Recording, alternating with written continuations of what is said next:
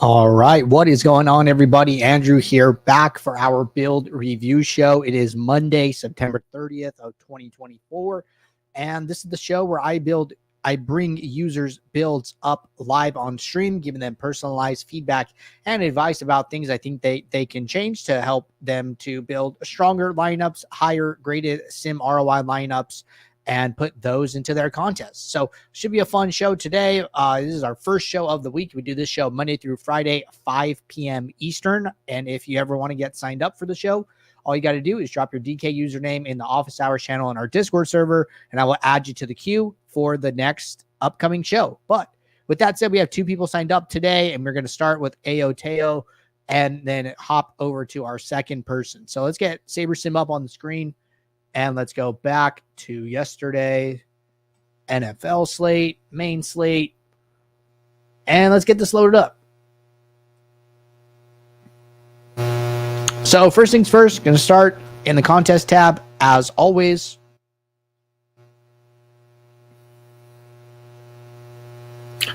All right, contest selection looks great, right? We're seeing starting with dime times, single entry and 3 max, back and forth, like huge split here.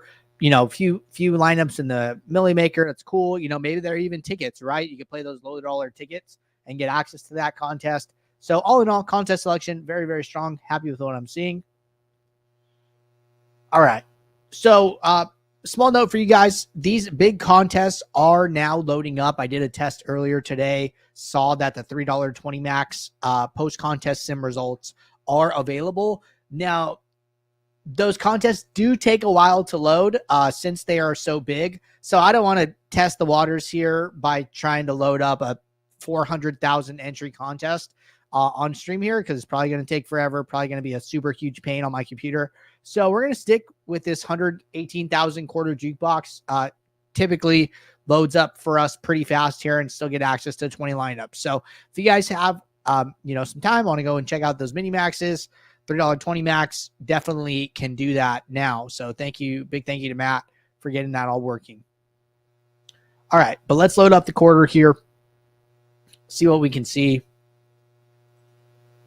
Okay, go over to users. Aoteo here, 20 lineups. Sort by sim ROI. Interesting. So negative 12% sim ROI. So definitely some room for improvement here. However, I'm noticing that we don't have any sim average scores, which is not ideal.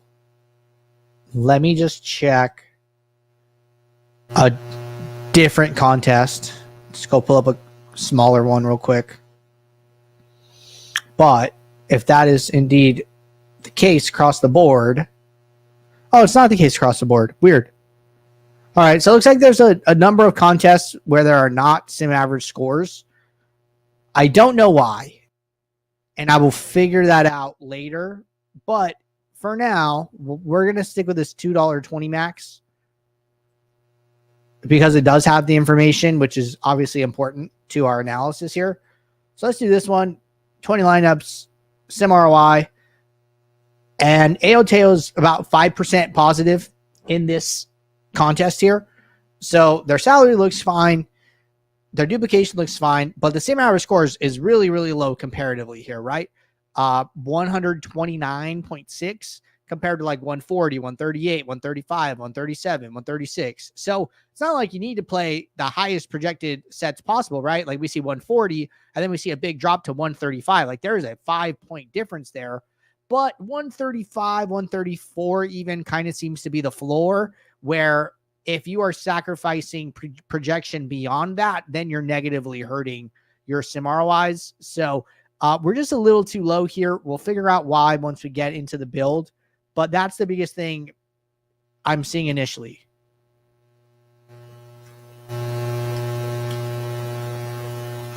All right. So hopping over to the pre-slate build. So they boosted minimum salary a little bit here. I think that's good. No filters, no rules, no lineup filters. Using autofill.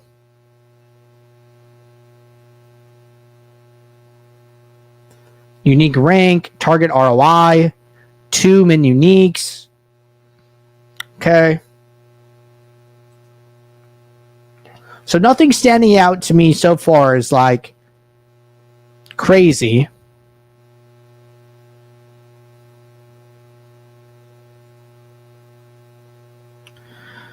Okay, a few minimax exposures. Jamar Chase, Chris Godwin, some really small ones for a couple quarterbacks, defense, Marvin Harrison Jr. You know, these changes, at least in my opinion, seem so small that I don't think this would be the root cause. Because like getting like 1% of a few players, maybe like 10 players, but still only like 1%. Doesn't seem that bad. Okay. Let's go into individual positions. Nothing for defense, nothing for quarterbacks.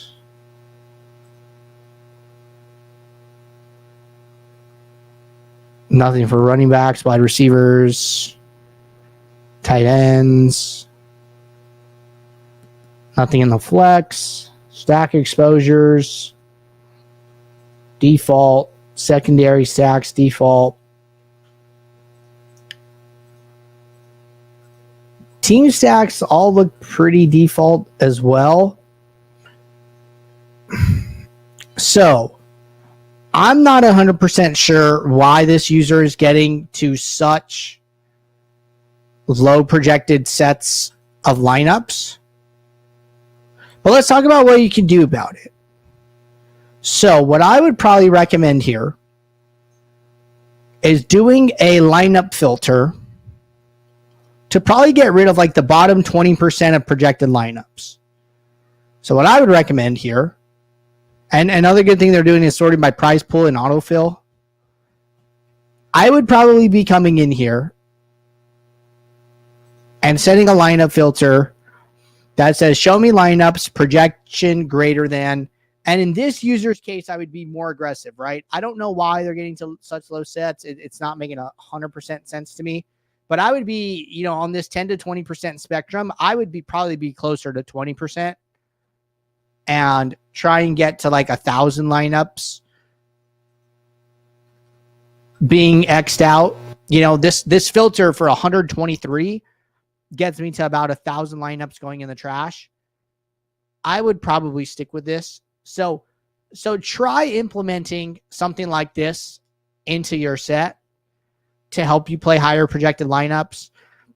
What you could also do is do like one build with where you fill a number of your contests with your minimax exposures, and then do a separate build where you maybe designate a few contests too. Like, you know, it looks like you played, I swear I saw more than one.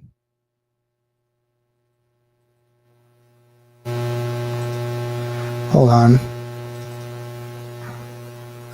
Entries. So maybe you're like, you know what? I'm going to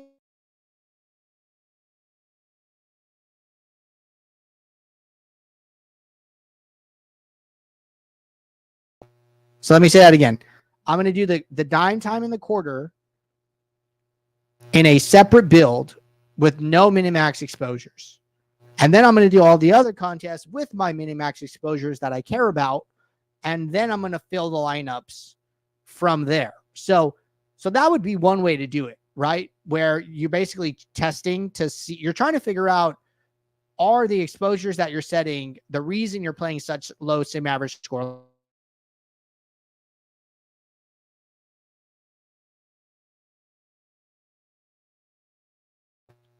So try that little mini test, but then also use the lineup filter for the bottom 20% projected lineups to get rid of those.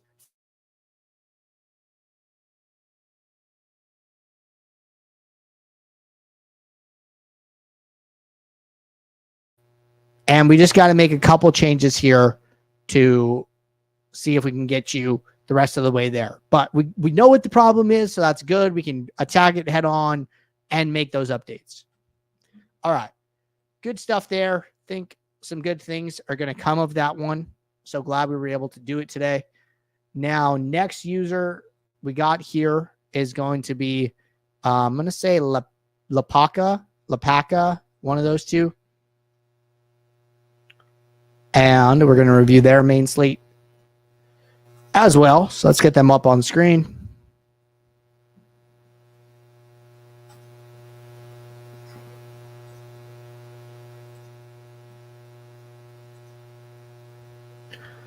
All right.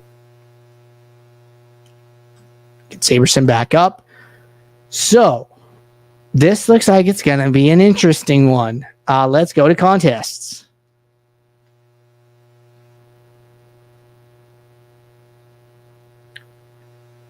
All right. Contest selection looks good. Pretty healthy balance here of single entries, 3 maxes. Not maxing some of these out. 33 lineups in the mini max. That's fine. 15 lineups in the play action. That's fine, right? All this good stuff. Let's go to one of these. And we will check out the quarter.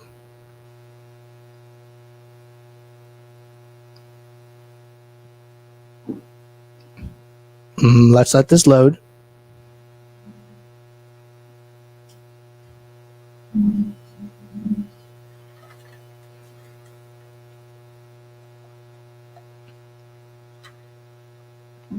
All right.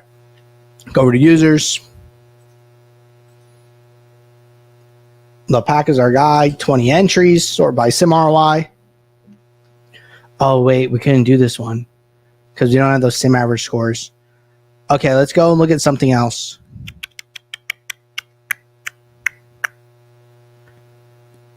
Let's try the dime time.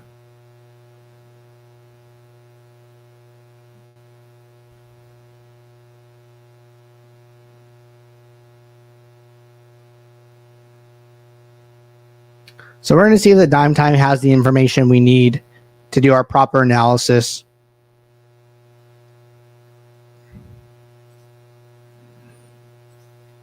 And let me drop a note to our team here.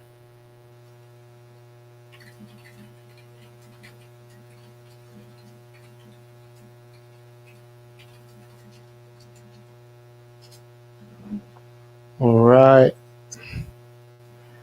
right.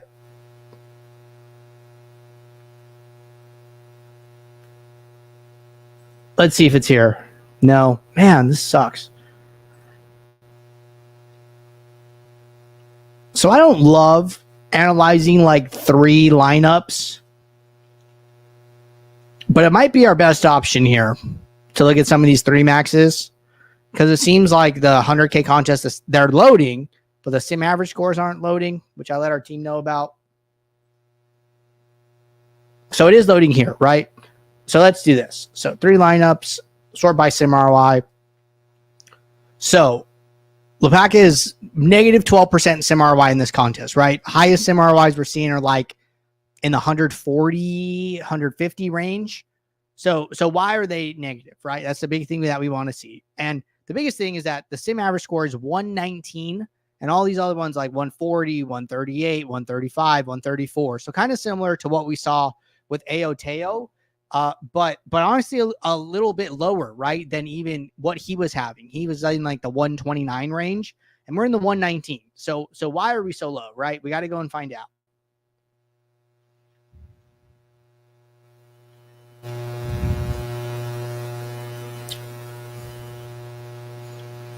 Okay, so first thing is Lepak is on starter, right? So 500 lineups, default minimax salaries, that's fine. Default sliders, fine. No filters, couple rules. See what these rules are.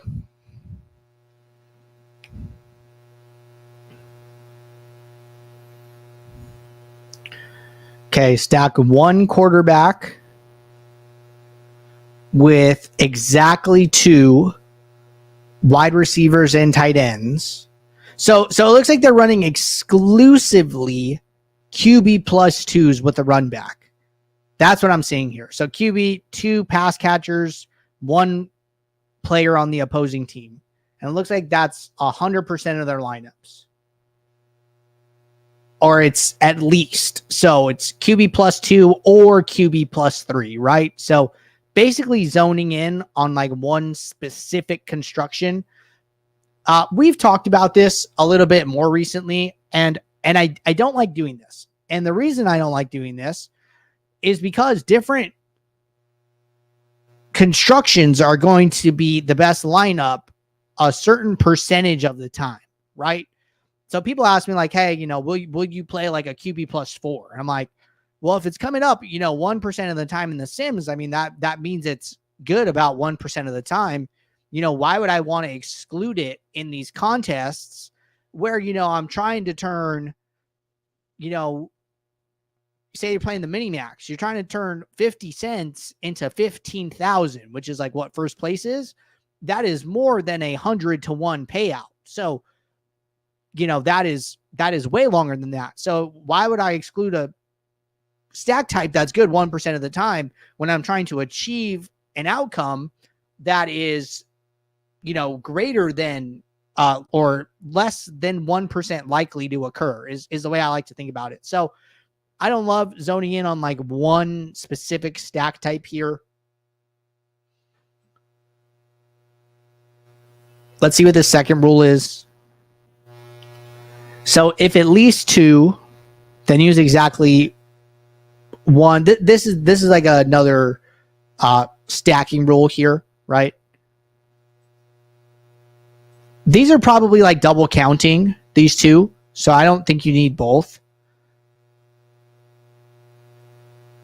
Well, the second one does include running backs, and your first one doesn't. So maybe it does serve a little bit different purpose, including the running backs there. All right.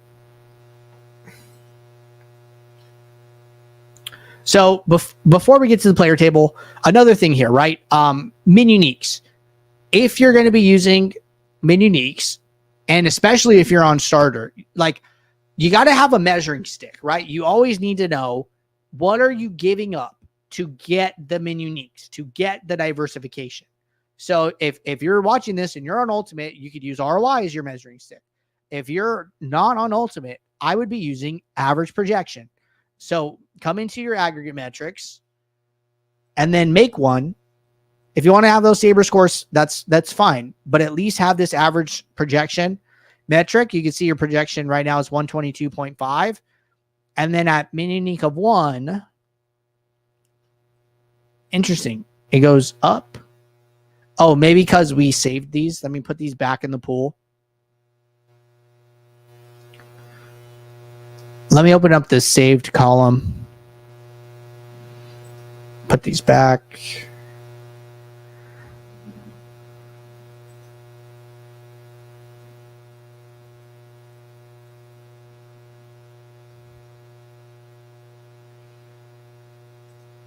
Okay. So at 1, it was like 121. It's interesting that it's going up to 122. This might have to do with the minimax projections that we're seeing because it's not even able to meet them. So I think we're running into some issues here. But either way, important to know what you're sacrificing to get the diversification is the overarching point there. All right, now let's come in here, right?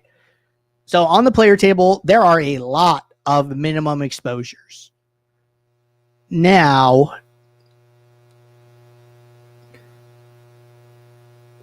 so objectively here, it seems like the exposures are having a big effect on your sim average scores.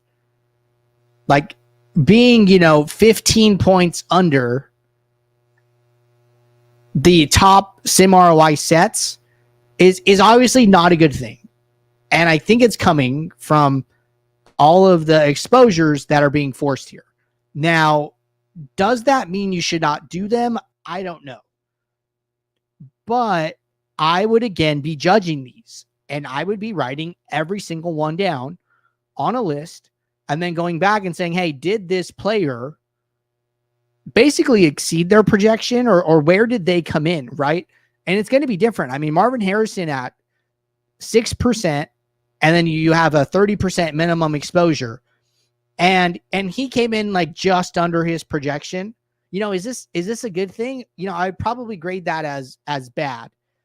But then, you know, Nico Collins, right? 20-point projection, 36 actual points. This minimum exposure is good, right? Okay, so you're 50-50, right? And then you just go down the list and you're like, hey, am I right more than I'm wrong? Am I hurting myself? You know, are these good? And like, if you're scoring in like the, you know, 60 to 70 point range, I think you're honestly doing pretty okay, right? But the other thing is how different are your exposures compared to the ownership? Doing 30% minimum exposure to Nico Collins at 34% owned is not the same thing as doing 30% minimum exposure to Marvin Harrison at 6% owned, right? So I think you need to think about these like a little bit more relatively, like this Kyle Pitts one, you know, 20% minimum exposure, but he's only projected for about 0.8% ownership according to these ownership projections that I'm looking at in the my own column, right? So like this 20% is so different than the 25% that you have to Diggs. So I would be thinking about these a little bit in terms of how owned the player is going to be to start. You know, if you want to get to some Kyle Pitts, that's cool, but like maybe 5%, and then you're still getting leverage on the field.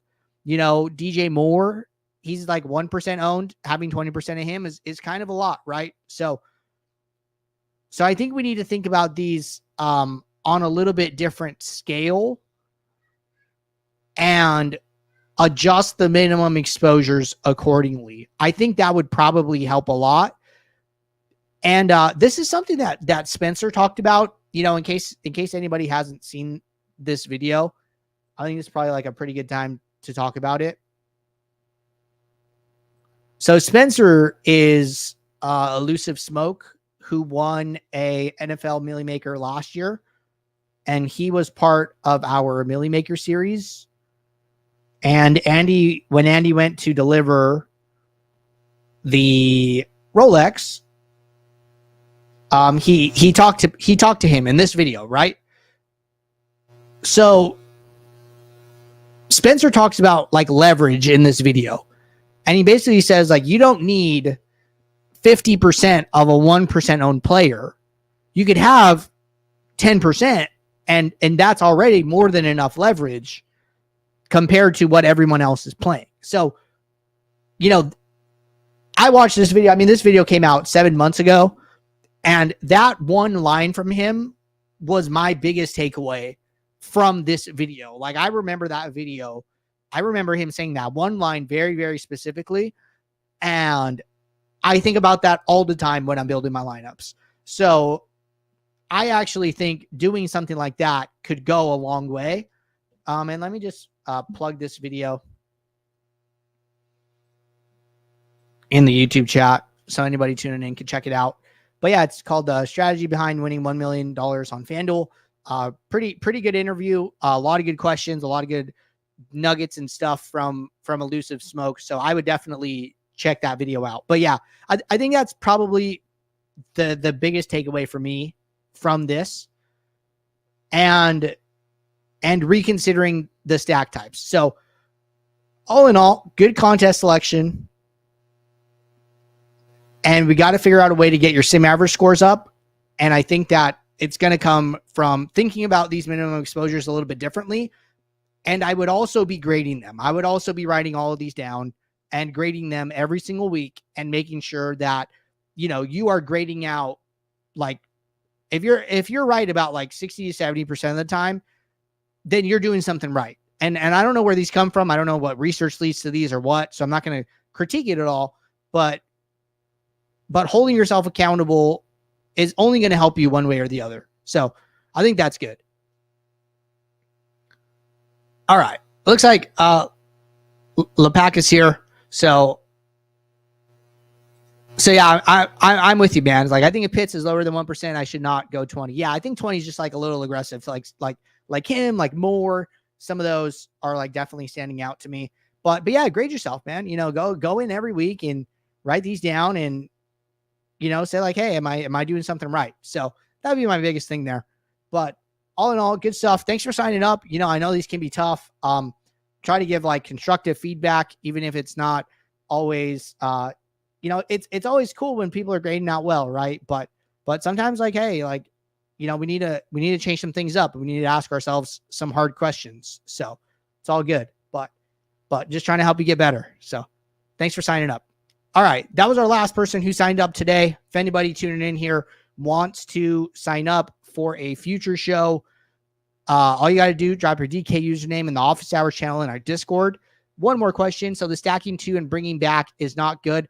I don't think you need to force it, right? Like, I think if you just run a default build, you're going to get some, and it's okay to like adjust the stack types and stuff. But I think like just completely excluding all the other possible combinations is not what I would recommend, right? Like you're leaving out all the QB plus 1s, QB plus 2s with no bring back, right? You don't need to force a bring back, but you might get some naturally, right? I think that's what I think, right? And no, you're right. So like he's saying like, I hear like that's a rule for most people. So usually every year, I didn't see it this year, but I've seen it in the past. ETR does these like how to win a Millie Maker articles before the year starts. And they'll usually say like, hey, historically, this is how often the field plays X construction. And like, this is how often X construction like wins the Millie Maker or like is good or something like that. And in that research, I think it showed like QB plus 2s with a bring back were good like 39% of the time. And the field was playing those at like 34%. And it's like, oh, there's like leverage here playing QB plus 2s with a bring back because they're coming in better like about 5% of the time. And these numbers are off. And I think people like read that and then they go and they play that stack type, right? So people like see that and like, oh, this is a good stack type to play. And then everybody starts playing it, right? I don't know what that looked like this last year, if they did a similar article or what. I'm talking off of, past seasons where I've seen that, but it's not to say QB plus 2s with the run back aren't good, right? And let me just pull up my SaberSim account from office hours and we'll just like do this. Or I probably have builds for Sunday on there from earlier shows that we can just go and look at. Let me get this up. All right, so let's go back to Sunday.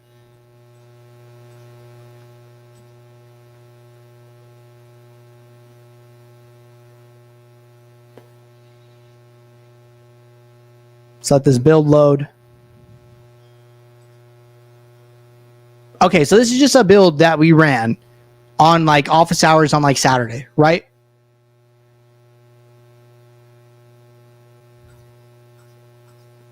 So let's just go like one unique. Let's see what this looks like.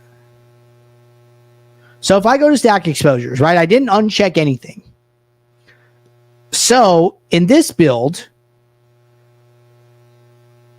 we have a bunch of lineups in the trash. So let's put them all back. I don't want to get rid of anything right now.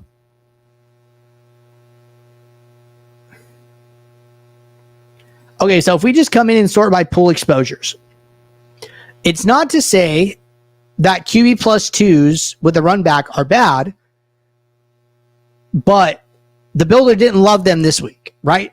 But let's say this QB plus 2 was your QB plus 2 with a run back, right? Okay, it's coming up like 32% of the time. The same is great, but like all these other stacks are coming up too. So like, should you completely ignore them? Should you like go all in on one? I like to leave this to the builder's devices and let it figure out what lineups grade out the best, right? Because I just think that, slate context changes like every week. certain teams are playing other teams. Some weeks you're going to have like high totals. Some weeks you're going to have low totals. Sometimes like maybe a bring back just like doesn't work, right? It seemed like this week specifically, the builder didn't love bring backs, and because they were only in about like maybe like 15% of lineups total in our pool had bring backs, but most of them didn't, right? It's not to say you can't come in here and set a minimum exposure, but I just think like completely getting rid of all the other options is probably the wrong move. So that'd be my biggest thing. Says you have only one rule. Can you actually tell me the rules you recommend? Yeah, I mean, I did a build review of myself last week. You know, we had like nobody sign up on like a Wednesday, and I came in here and I said, hey guys, you know, nobody signed up today. I haven't reviewed my own lineups this week. You know, let's review them together. And I went through all of my contest selections and stuff, and I don't use any rules. You know, the only rule I use is the default. Don't use defense against opposing players, right? So this is just my account that I use like for office hours, because we do all kinds of wonky stuff on here. But the only two things I do is have a filter for my projection greater than 3, exclude defenses, just so I don't have to see low projected players. And then these are all like user rules that like we test and stuff. And then don't use players against opposing D. I do those two things, and I typically increase minimum salary to 49,000. And that's it. As far as settings go, I'm not doing anything else. I'm not setting any min-max exposures. I'm sticking with that. So like as far as like settings and rules, that's all I got. If you want to, if rules I'd be okay with, if you want to always have a stack in your lineups, I think that's fine.